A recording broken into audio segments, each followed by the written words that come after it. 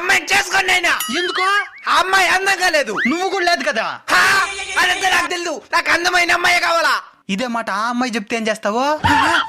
నాకు అందం కావాలా. ఎంత కావాలా? ఇంత కావాలా? దానికి రెండింతల అందమైన అమ్మాయిని చూపిస్తాను పద.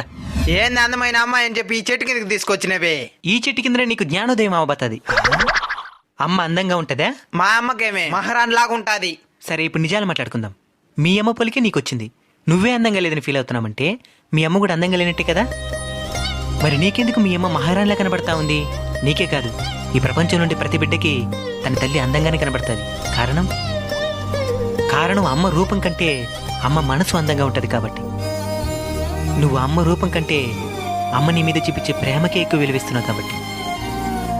అమ్మాయి అందంగా ఉందో లేదో చూడాల్సింది నిన్ను అమ్మలా చూసుకోగలదో లేదో మాత్రమే చూడాలి. సరే మామ.